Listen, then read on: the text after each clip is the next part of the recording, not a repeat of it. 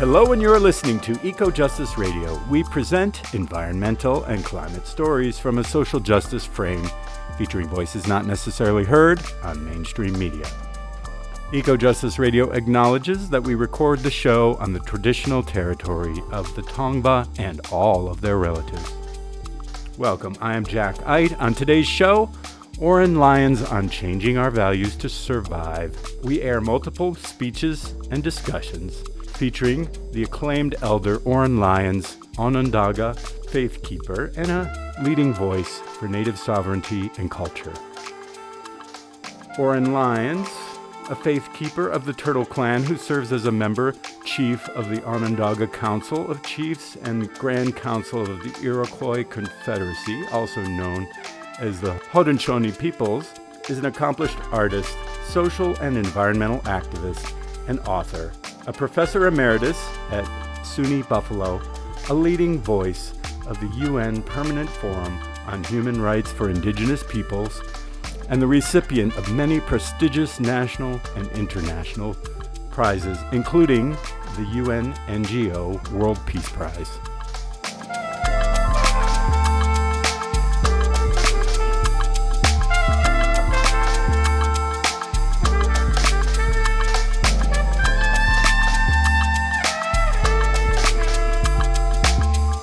I attended the Bioneers conference in March 2024 in Berkeley, California.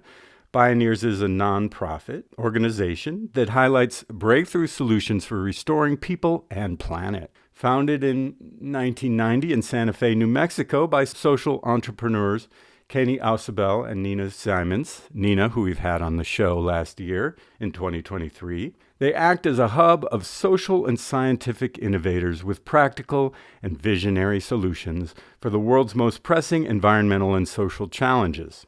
We share today excerpts from Oren Lyons' keynote address entitled "To Survive, We Must Transform Our Values." Here it is, recorded in March 2024, Berkeley, California. Nawaha Skano, our greeting from the Haudenosaunee, commonly known as the Iroquois Confederation. That's what the French call us. English call us Six Nations, and our proper name is Haudenosaunee, means people of the Longhouse. So, I want to thank you for being here and a common cause.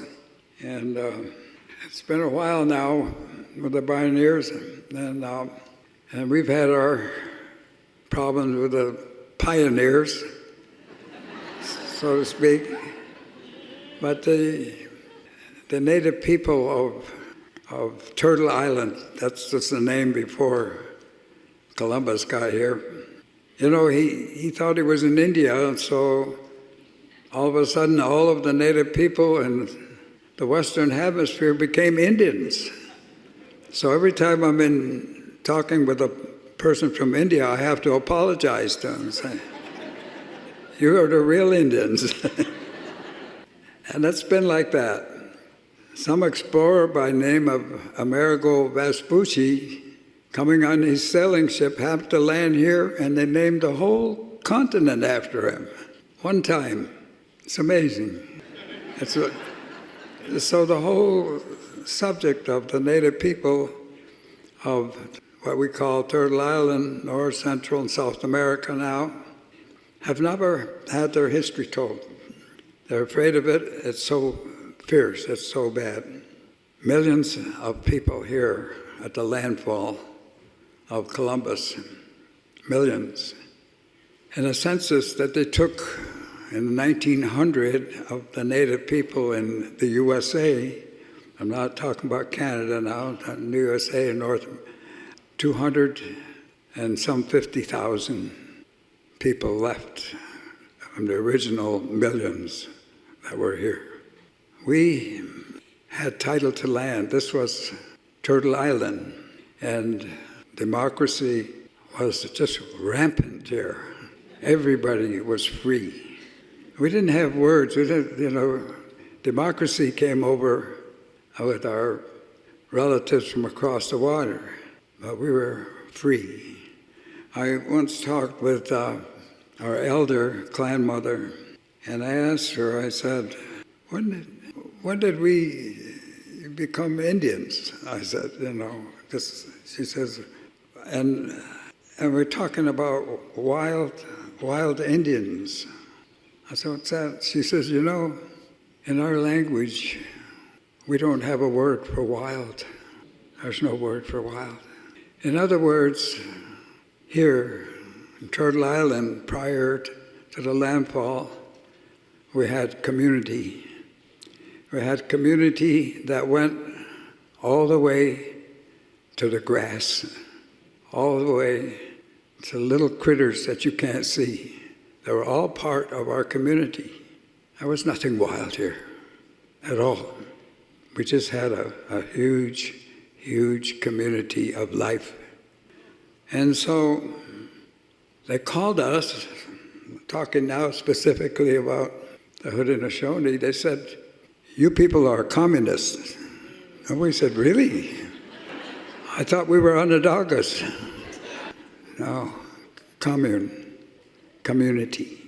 That's what you have. And so when they were embarking on to become a country, they had to talk to our leaders at that time. I'm talking about 1775 now.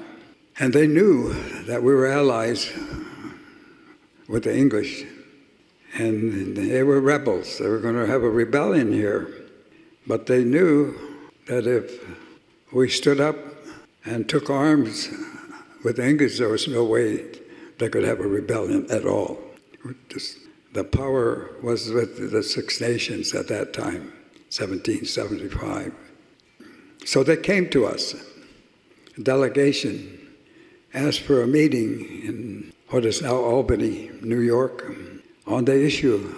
And they explained to us, this delegation explained to us why they were having this fight with their father. They said, this is a fight between father and son.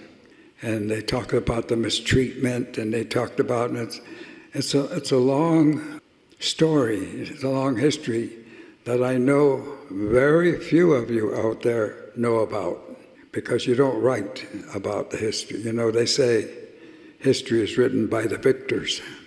And of course, our people use oral history. And it's a good process, because in the beginning of our confederacy, we have the discussions of who said what to who. They're thinking now that we're as old as 15 or 1600 years that the Haudenosaunee has been here. They're doing a study right now in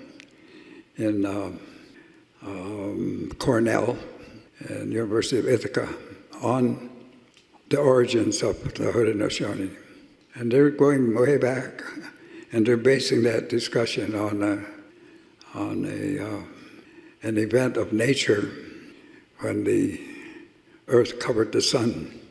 And how they're doing that was in the history of our gathering, the great peacemaker gathering the 5 warring nations at that time, which were the Mohawks, the Oneidas, the Onondagas, the Cayugas, and the Senecas.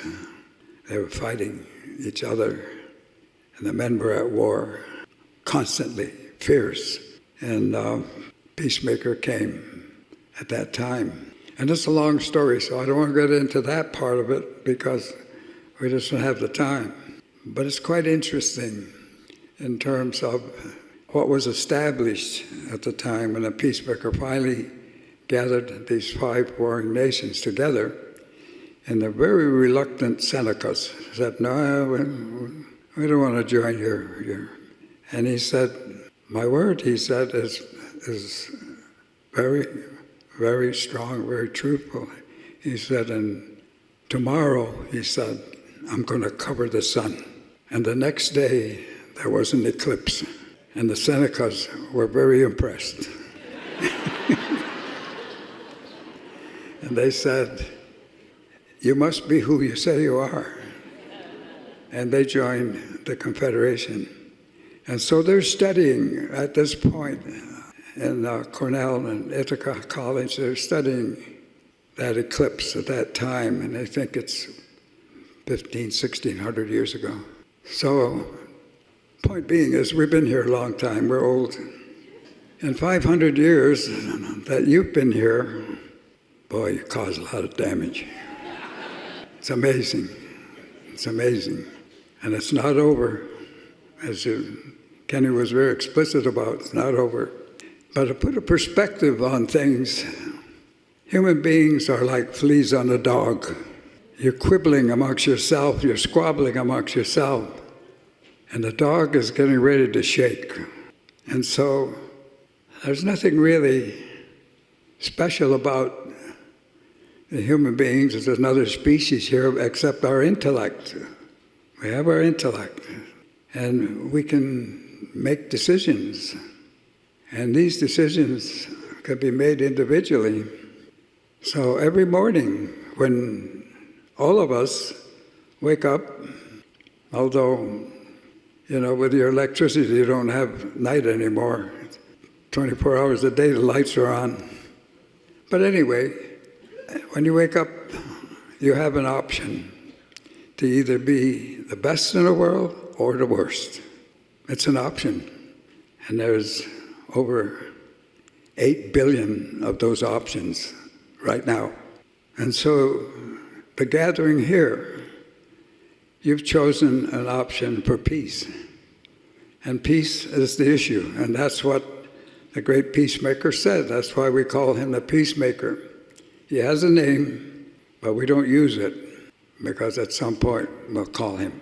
And he instructed us, I want to hear when you call, so don't put my name out.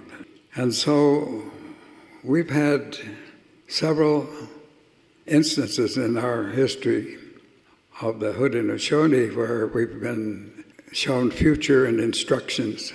And the last one was 1799 when a Seneca chief, Onondaga, called him Handsome Lake, was recovering from drinking because the whole nations were drinking, 1799.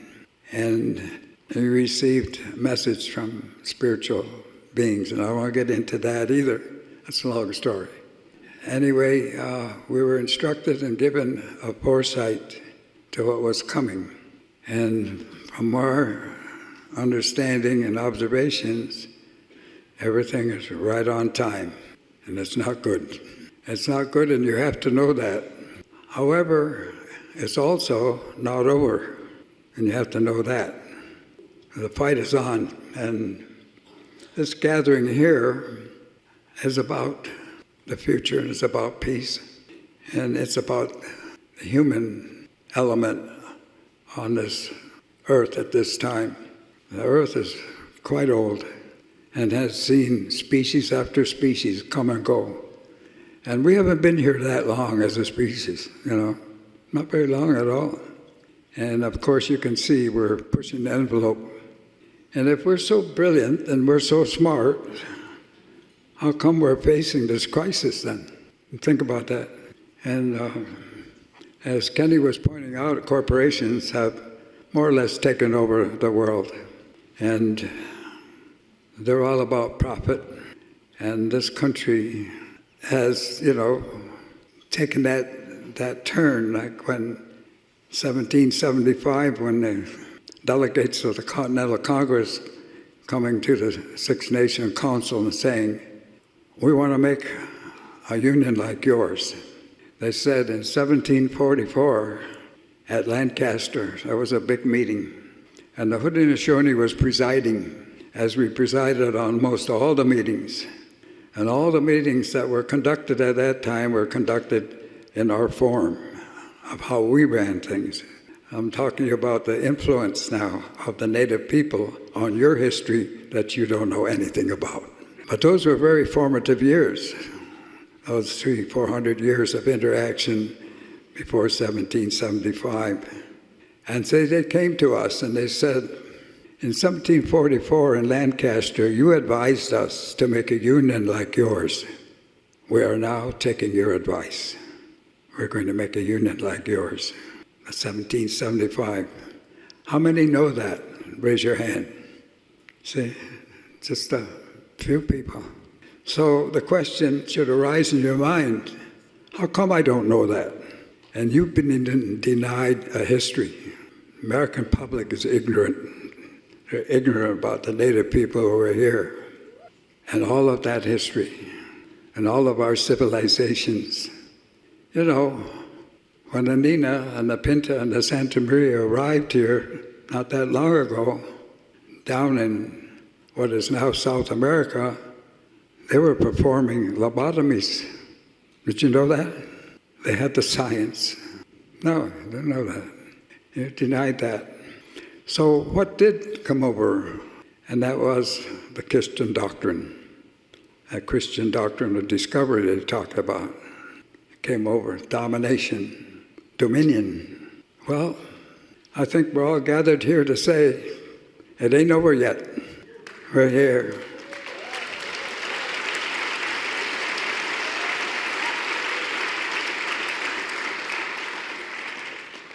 And my son and Rex are here on their own. I'm not representing the Haudenosaunee in this discussion, although that's been my primary work around the world, is to carry the message.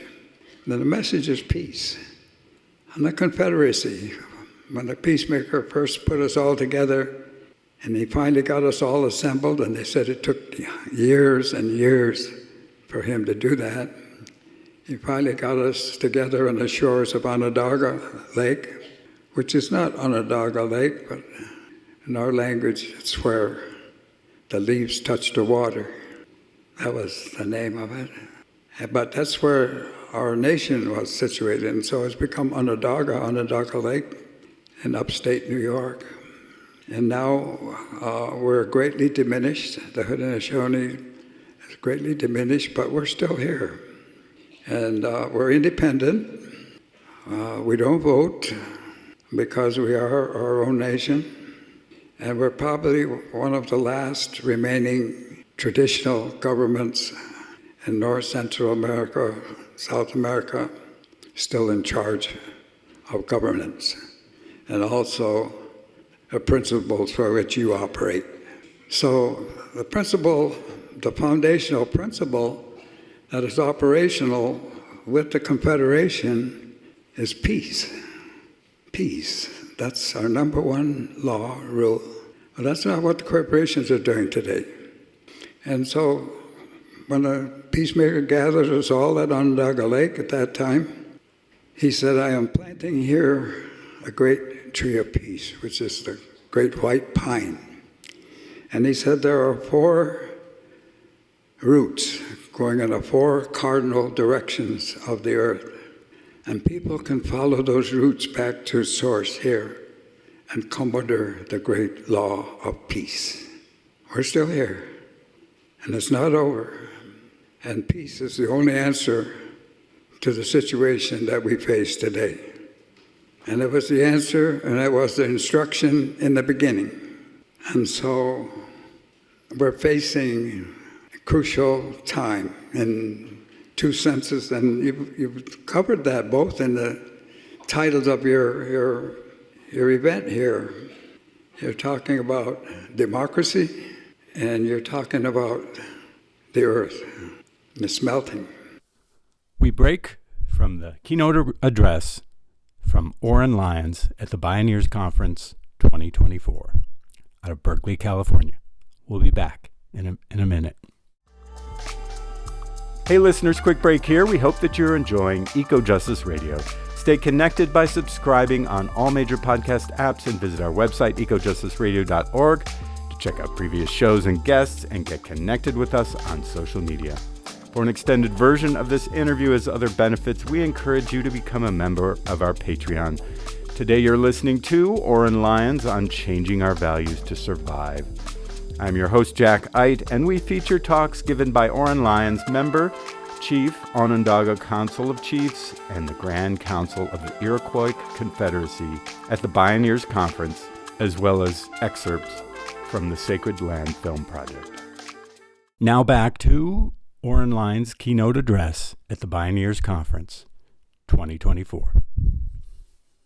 In the year 2000, the traditional circle of Indian elders and youth were meeting in Michigan.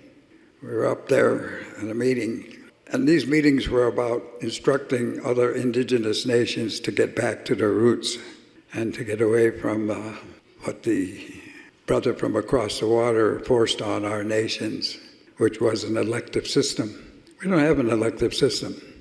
Our system at Onondaga, and I've been very specific of the Six Nations, the Haudenosaunee, our system is based on peace, and the process and governance of that system is shared equally between the men and the women. And we have a matrilineal system. Now, you understand what that means?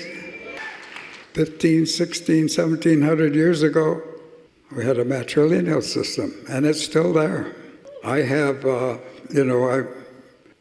a wolf, that's my clan. And our system has divided our families so that we have discussions. We have two sides, and on our side, wolf, turtle, beaver, snipe. That's four families on this side. Bear, deer, eagle, and the hawk on that side. And then we take some from each and they put it over here in the middle, and they govern, and then the people sit here. So we have a full circle. And anybody in that circle can speak. And I've seen the time when a 10-year-old girl addressed the council, because she had that right, and she used it, and she addressed the council. And she laid forward her concerns, which were very legitimate, and we acted upon that. So what I'm talking about is a very democratic process. And we didn't have the word democracy either. And it was just, as a clan mother said, the closest I can come to our way of life, and the English word is free. We're free. And that was rampant in North, Central, and South America prior to Columbus. People were free, independent. And I'll tell you, you didn't go around and order anybody anything. You respectfully spoke to people because they were independent and they make up their own mind. So what you have today, and you call democracy, is far, far away from that. But what you have today gathered here is the right to stand as a community, as a common cause for survival. And what the peacemaker said to us at the time, so long ago, he said, now that you are gathered here, I'm going to plant this great tree of peace. And these four white roots go in the four cardinal directions. He says, and I'm uprooting this tree right here. And I want you men to throw your weapons of war in this hole and let the undercurrents carry them away. Buried the weapons of war a long time ago. And this is a history that you have no idea about because it's contrary to corporate power. It's contrary. And I asked a question the other day. I said, this discussion between Republicans and Democrats, what is the issue? Why is there Republicans and Democrats? And who are the Republicans and who are the Democrats? You know, it's a general question. And I talked to several people who are kind of in the area, and they said, well, basically, the Democrats are for people, common people, and Republicans are for more organized governance of the state. And so there's this infrastructure that they couldn't settle at the time. So you have Democrats and Republicans still on this issue, which is still in discussion, and which I consider probably forever. It's a constant, because every generation has to determine for itself what its future will be. So as you sit out there, many young people here now, and I'm so glad to see you here, because we're going to need your vitality, we're going to need your strength, and you're going to need your support for the more thoughtful side of us, how we proceed and how we deal with this eminent discussion on survival of the human beings as a species. That's where we're at, survival as a species. And there's nothing special about us except that we do have an intellect and we got options, so that's where we are. So nature, as was spoken about, nature's the boss. It's always been the boss and will ever be the boss.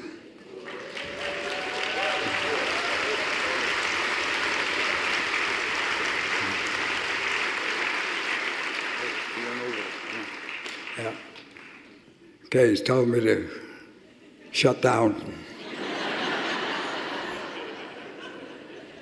So there's a lot that I haven't added here. You know, my 94 years on this earth here is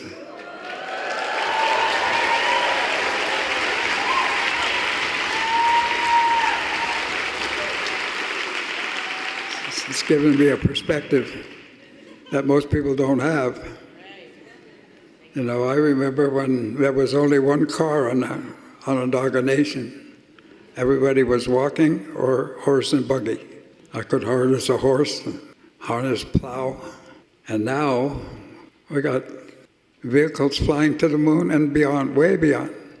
So in a very short time, 70 years, we've gone from 2.5 billion people in the world to over 8 in my lifetime. Now, if everything was equitable, that would manage. But as you know, it's not equitable. So we have a great many poor people and very few wealthy people. You know, I've heard their complaints. You know, they do have a complaint, and that complaint is they have to wait in line for a yacht. Imagine. And you got women out there with 3 kids working 2 jobs. They got to wait in line for a yacht. So that's the inequity, all right? And that's the reality. But the biggest reality, like I say, is we're like fleas on a dog. And the dog's getting ready to shake, and all of your discussions here amount to nothing. Unless you unify and unite and stand for the future in the 7 generations. 7 generations.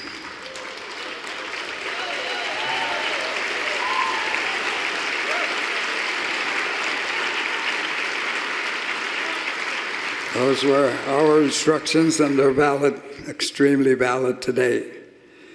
And just my last words now before Rex drags me off the field here. Ever guys hear about Yogi Berra, the catcher for New York? You know, he says funny things, but there's a lot of truth to something he said, you know.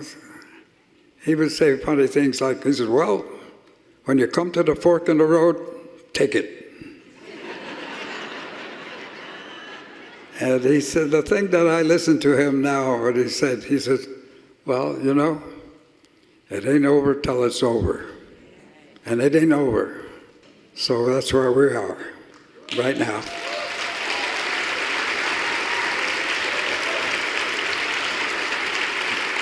And that's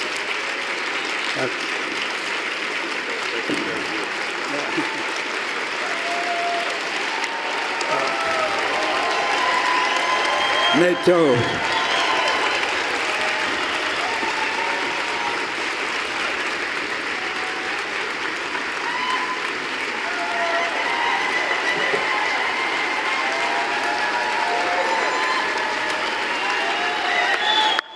That was Oren Lyons from his keynote address entitled, "To Survive, We Must Transform Our Values." And now we have another Oren Lyons piece, "We Are Part of the Earth," from the Sacred Land Film Project, part of Earth Island Institute. Sacred Land Film Project's mission is to create and distribute media and educational materials to deepen public understanding of sacred sites, indigenous cultures, and environmental justice. I had just graduated from Syracuse University, and we were having a big celebration at Onondaga because I think I was the first graduate from Onondaga. My uncle said to me, so, sitting on the Council of Chiefs at that time, and he said, well, let's go fishing. And I said, that's a good idea. Yeah, because I knew he's a good fisherman. He knew where everything was. And so we went fishing, and he took me out on this lake, and we're going to fish for bass. So I was very happy to be sitting there in the boat. And they had the motor, small motor, 15 horse. And we went out and anchored by a bluff, and a lot of bass there, run right straight down. And so we got our lines out, and we were sitting there, and he said, well, you just graduated from the university. Yeah, I said, I did. That's good. He said, it's been a long time since we had anybody do that. Yeah. What'd you learn? Oh, I said, I took painting. I learned a lot about painting. That's good instruction, helped me out. That's good, he said. What else you learn? I said, I learned about people. I'm pretty much brought up at Onondaga. And I said, different kinds of people. They think different. Yeah, he says, that's very true. He said, what else? I said, well, we had a good coach. Coach Simmons, good lacrosse coach. Nice man. Yeah, he says, I know Coach Simmons, a good man. Very nice man, he said. Well then, he said, he was sitting there. Then you must know who you are, he said. And I said, yeah, I think so. So we're just quiet for a while, and he says, can you tell me who you are? And I began to understand that I was sitting on one end of the boat, and he was on the other end of the boat by the motor, and I was kind of captured there. I said, well, I'm Joey Clisholm. He said, it's an old name. He said, it's an old name. Yeah, I said, I have that name. And I went on through my name, Oren Lyons, my mother's name, my father's name, their clans. My father was an eel, my mother was a wolf, and we go by the mother's side, so Wolf Clan, yeah. And then he would say, and that's it, that's it, that's who you are. And I realized, that I was being really cornered here, and he was pressing me. And I went on to everything that I could possibly think of, and every time I would finish, he would say, that's it, And I said, well, that's all I know. All right. Need help? I said, yeah. Yeah, apparently I need help. All right. He said, let me help you. He said, and on the bluff, just as I could say right where we're sitting here, and I could point to that tree up there. And that's what he did. There was a young pine growing off the bluff, gripped right into the rock. He said, you see that young tree? I said, yeah. He said, well, that's who you are. You're the same as that tree. He says, you see how it's holding on to the earth? Yeah. He says, that's how you are. He said, we're dependent. We're rooted on the earth. He said, we're part of the earth. We're the same as that tree. He says, you're the same. You're the same as that tree. You need water. You need light. You're dependent. He said, without the earth, you wouldn't be here. He said, that's why we say, our mother. He says, because it's your mother. He said, you're dependent, total dependent. I said, I see that. I understand that. And he said, watch your line, you got a bite. And we caught a lot of fish that day. He didn't ask me any other question. But when we got home, I thought about this. I said, he planned that whole thing from when he said, let's go fishing. Because he could see that I was arrogant in my position of who I was, and feeling pretty good about myself, and feeling pretty, feisty. whatever all you want to say. And he could see I needed some instruction. And he must have planned that whole thing. As time went on, the more I would think about it, the more I realized that he was concerned I was going to be going off in the wrong direction. I really needed help. So after 4 years of university, I learned more on that boat, a couple hours. So, and instructed by a man who never went beyond 5th grade, who knew a lot more than I did. And so it gave me a base of reflection. He gave me a lot that day. That was Oren Lyons, We Are Part of the Earth, from the Sacred Land Film Project of Earth Island Institute. Next, we have Oren Lyons, again, telling the classic story, retelling the classic story, or maybe even decoding the classic story, The Wizard of Oz. Everyone knows The Wizard of Oz, right? But this is from a Native American perspective, or more just explaining what L. Frank Baum's tale, which is sort of a utopian American dream hidden behind a fantasy story of Over the Rainbow. And frankly, according to Oren, it's soft-peddles and anti-nature-prejudice amid dazzling urban industrial landscapes.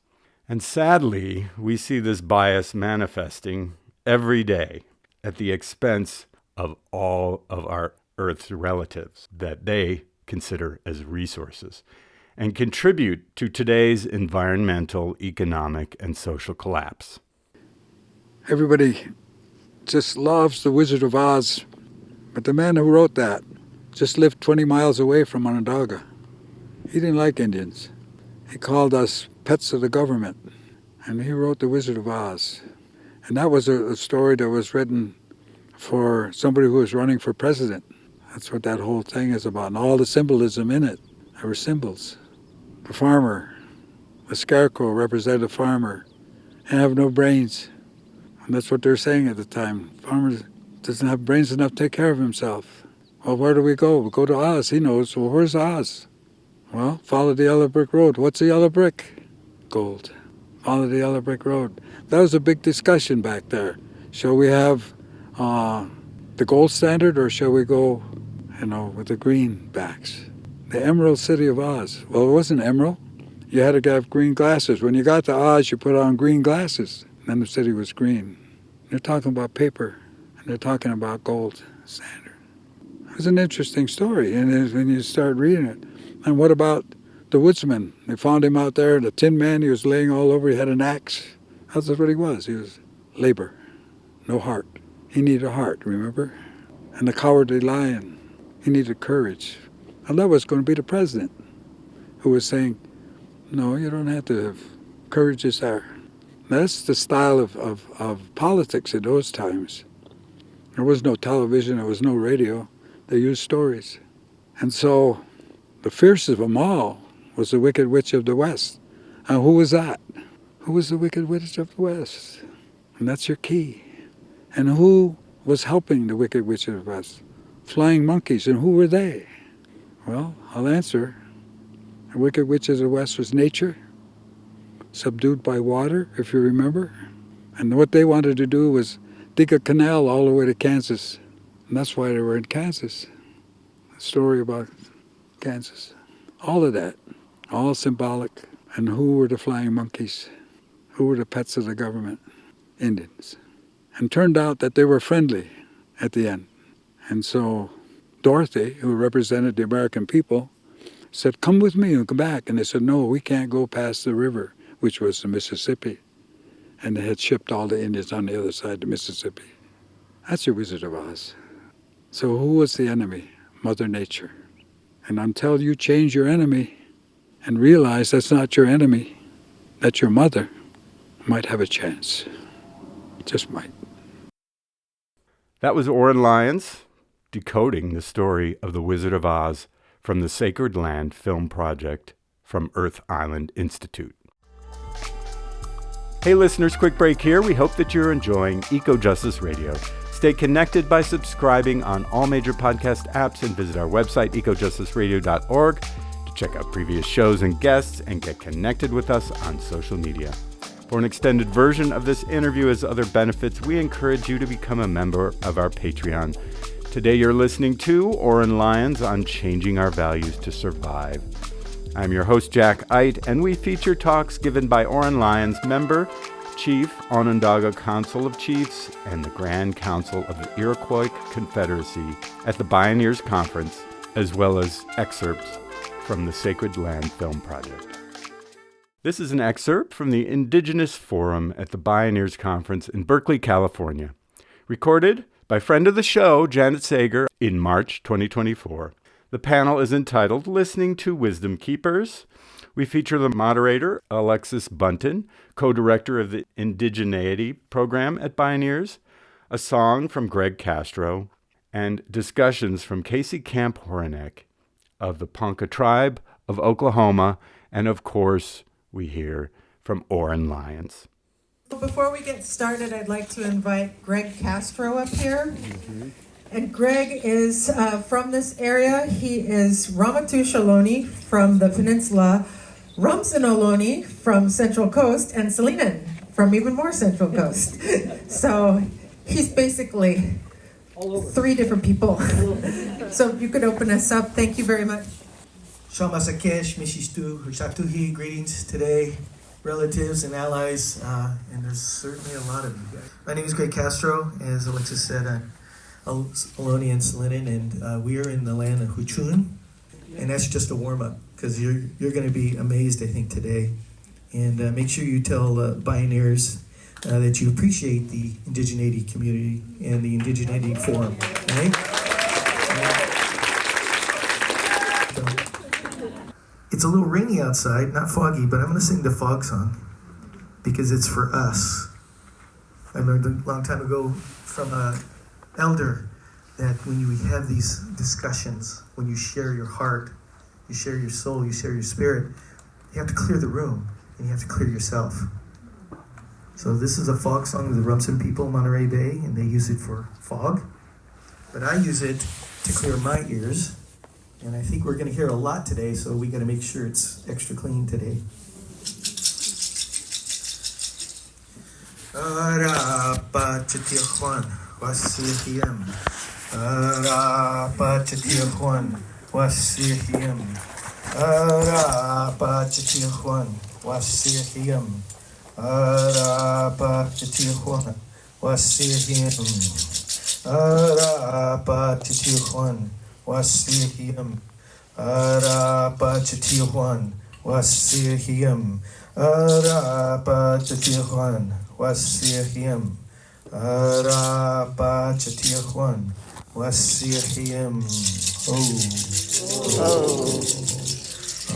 Hayat Spanikan. Thank you. So normally I don't look at my notes, but I'm a little nervous being around all you amazing people, so I'm going to look at them.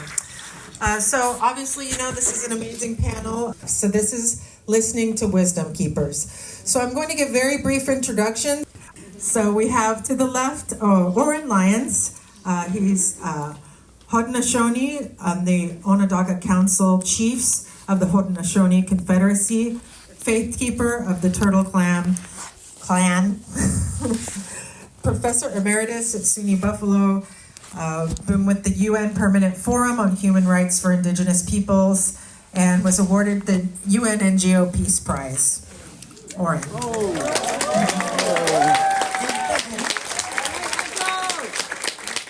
To the right of Oren, we have Casey Camp, an environmental ambassador for the Ponca tribe of Oklahoma.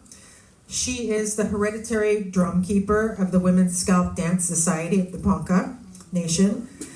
She is a leader in her tribe, being the first to adopt the rights of nature to ban fracking on their reservation and beyond.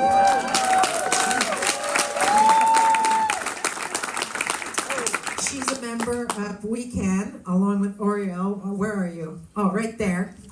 And on the board of Movement Rights. I see Shannon over there too.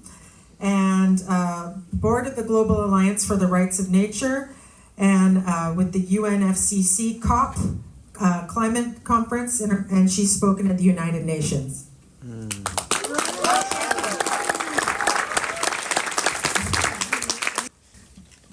intergenerational view help us to navigate the environmental and political crisis that we're in now? Just a little question. No big deal. Yeah.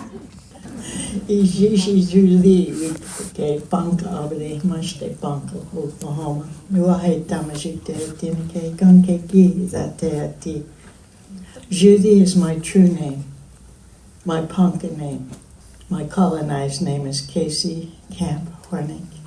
I wear them both proudly. I'm really grateful to be here among you. That's what I said. I've been looking forward to this moment in time. I'm grateful to learn here. I'm grateful to learn. I'm grateful to Bioneers for putting this together. And of course, we will be sending as much energy as we can for your recovery. I'm listening to you, and I like the concept of back to the land, but I want land back, to go back to that land, too.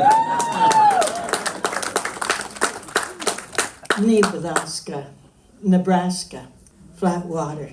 Ni is water. Alaska is flat. So those colonizers kind of use the name, but they don't even know how to say it because they don't take the time.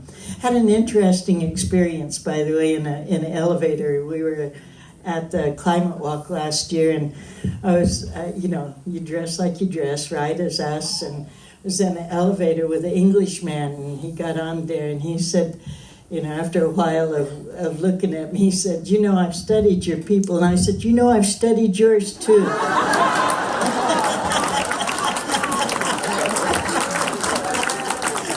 I speak your language. I know your social mores. I know your religion. And on till we got down to the bottom. And he was still standing there. I walked out there. And I feel as if that's part of where we need to be. This laughter is important to us right now, but this prophecy, this time in prophecy is important as well. Earlier today, I had the honor, movement rights, and the rest of us all went up there to Lummi country at their invitation to talk about rights of nature because their sacred relatives, the whale, we could relate to in relationship to our relationship with the buffalo. And they want to understand how they can best help that relationship because that's what we're built on. We're built on relationship. Relationship right now is the one with what I'm wearing around here. It's with you. As we share a breath, it's with this rain, as this rain that has come down from everywhere, from all the thunder nations, rising from the sea, coming from the sewers, coming from every place that she lives. She is blessing us with this female rain right now. She's coming at a time you all have asked her to come. That water has her life. So when we went and we were talking to these incredible people of the Lummi Nation, we were blessed to find out that their youth was coming here. Are you here, Lummi youth? Any of you? And so they are the ones from the morning and the ones from the evening. They have their own names for their organizations, and you should talk to them and learn from them.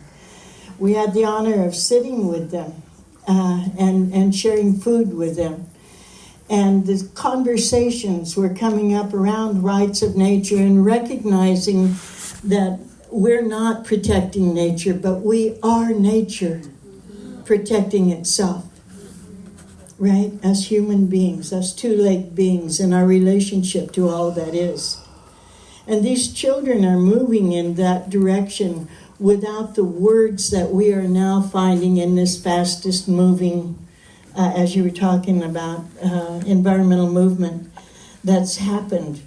Because finally humans are coming back to that, which was part of our conversation when I'm listening to you. I remember when I was young, believe it or not, Oren, I remember.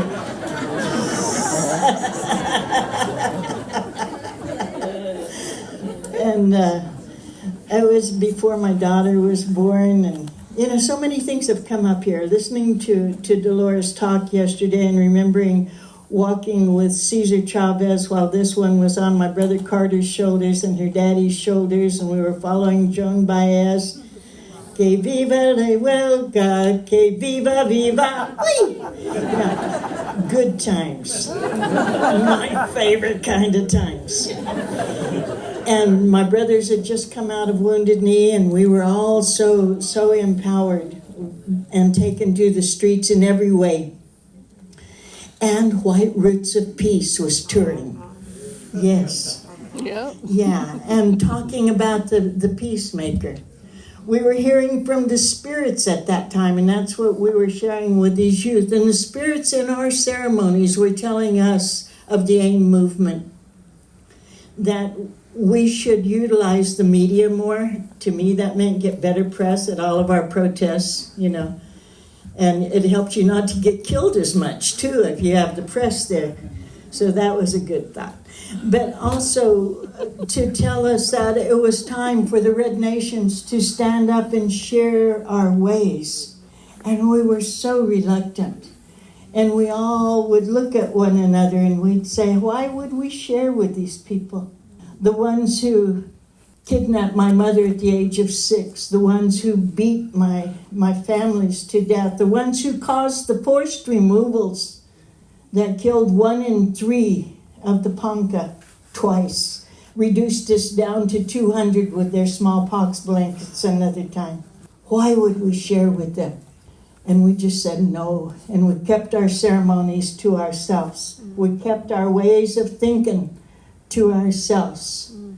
And yet the spirits would come in the ceremonies and they'd say, yes, but the purification is coming.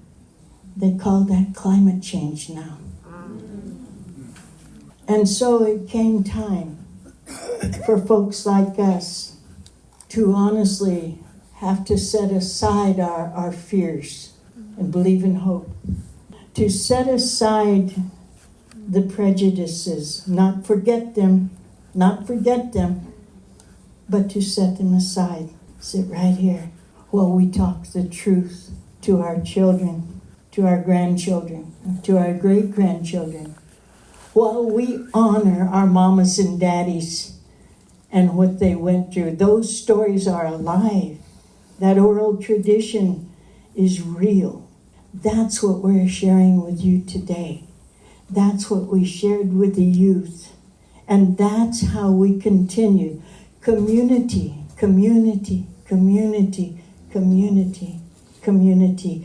Not of just the 2 lakes, but of all our relatives, whether they walk on 4, especially if they walk on 4, if they have wings, if they have roots in the ground, if they blow on the wind itself, the sacred water herself, the twinkling of the star, because Star Nation is also involved in this, on the side of life on earth to continue. To remember the dreams that we're having and to not discount them. And if you have that gut feeling that these youth shared with us today, do it. Do it. Believe. Take to the streets. Pray first. You want to get to come home. That's important too. Yes. Put up your teepees. Lay on the earth. Listen to what the wind says. When the water tells you a song, sing it. Because we're not just an ancient people, we're also the people of the next generations to come. And we are related to all. So what is your body made of? What did you eat today? What did you drink today? What cells were created in your mother's womb? That's who you are. You're a relative to all. And I'm so honored to be among you. Sean. Okay, well, they said everything needs to be said.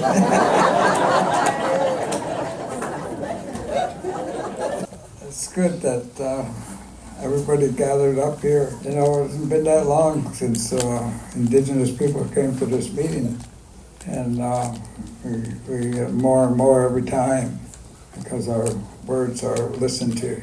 hear the stories of our nations, and we have many stories in many nations, hundreds, used to be thousands.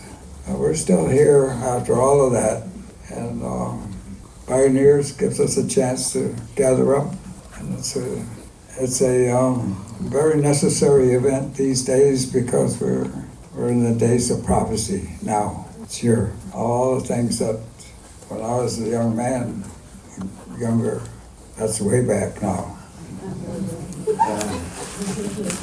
Way back. When I was a young man living on our territory, Onondaga, up in central New York, we were insulated. It was just one big community. We run all over the place, and everybody was always friendly, and it was a good way. I mean, we never had a lot. We were always kind of hungry, but people at that time, I'm talking now about the 30s, 1930s, everybody grew their own food, basically, and Onondaga had fields of corn, beans, squash. We didn't have a lot of trees there. There were fields people planted all the time. And so you pretty much lived with what you grew, and maybe 6 pounds of salt pork or something like that. But basically, sugar, you had to buy sugar, and you had to buy certain things. But basically, we grew, and we hunted, and we fished. And when I think back at that time, those were very, very good days. We were free, our community. We ran where we wanted to. We're in the woods, we're in the water, always down the creek. And along the creeks, there was paths were worn smooth because everybody lived by the water. Everybody fished, everybody in the woods. You weren't in the road, ever. Head right for the woods, be there all day. And I realize, and I look about today and I see people walking around with their cell phones, looking at the cell phone and nobody else, and got their head down, and no community, no discussion. It's everybody's single. But those days, everything was big family, basically a big family. And then the ceremonies, of course, nothing like them. Right around the lunar clock, we had ceremonies going on. For the beans, for the squash, for the strawberries, for the corn, for the harvest, midwinter, 21 days of dancing midwinter, long, and always corn soup, always food, community, real community. And when I think about it now, I was talking with one of our elder women, and she said, we don't have a word in our language for wild. Nothing's wild. All community, all the way right down to the grass, right down to the grasshoppers, right down to those little insects that were all part of us. And we understood them, we knew them, we knew where they were, we knew how they worked, we knew all that. And nobody ever sat us down and said, this is how it is. We just learned it, that's by living it the way we live. Right in the central New York, there we were. No government, no agencies, just us, just our leaders. And we're still there today. No government, no, we're still there. So we don't get involved in the voting or anything. We don't vote. We have our own territory, we have our own way of leadership. Probably one of the last traditional governments in the Western Hemisphere. But we're still there. We still have our leaders, the clan mothers. When we have a gathering like we are here today, we get this opportunity to bring our people together. We always had big meetings. Our nations, they call us Indians, we call ourselves Indians, And when we were playing kids, we played cowboys and Indians, and nobody wanted to be the Indian. Everybody wanted to be the cowboy. Because that's just the way it was, And once you look around and what you see today, it's just astonishing what they're doing today, flying to the universe. They're out there. I mean, I wouldn't be sitting here. I'm a bionic man. I got, glasses, false teeth, I got a steel hip, I got a heart here. They said that they just put another pacemaker in there. They said, you're running 99% on that pacemaker. I said, my brother did that. When we grew up in those days, you just got old and died. There was nobody hanging in there keeping you going. It was it.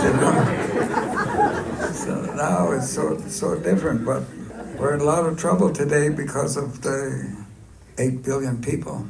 When I was 20 years old, it was 1950. I was just getting ready to go in the army, and there were 2.5 billion people in the whole world. That's 70 years ago. Today there's over 8, triple the population in 70 years.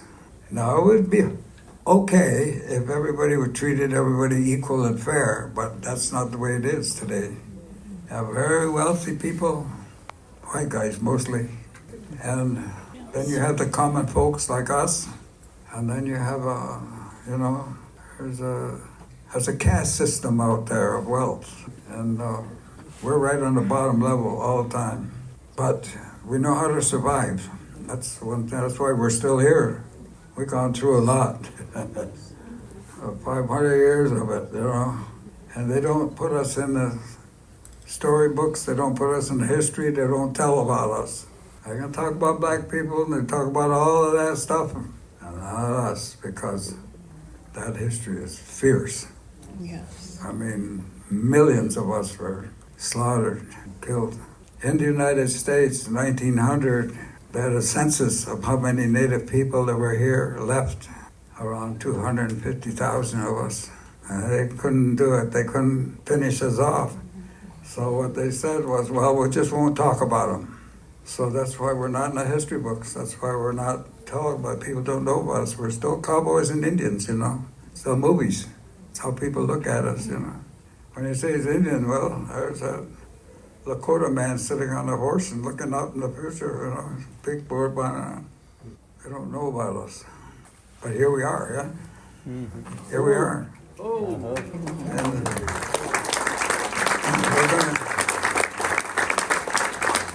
when it's all said and done, we're still going to be here. When we're all said and done, because we know how to survive. We're tough. There's no doubt about it. Had to be tough to get here. So I just want to thank you all for coming, and the fight is on. The fight is on.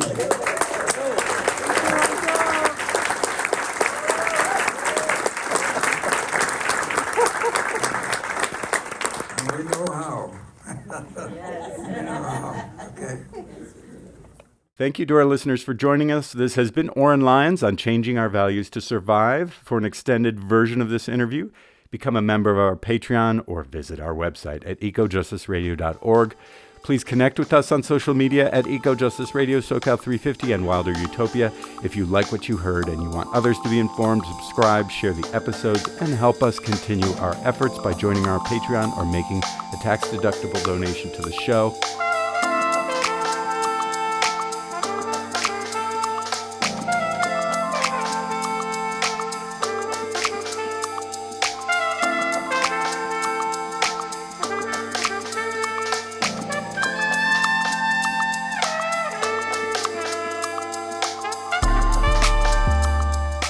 Project of SoCal 350. The show can be found on KPFK, KPFT, all major podcast apps, and at ecojusticeradio.org. Executive producer and host, myself, Jack Eit, co-host Jessica Aldridge, co-host Carrie Kim, and engineer and original music by Blake Quake Beats. And until next time, remember, the power is yours.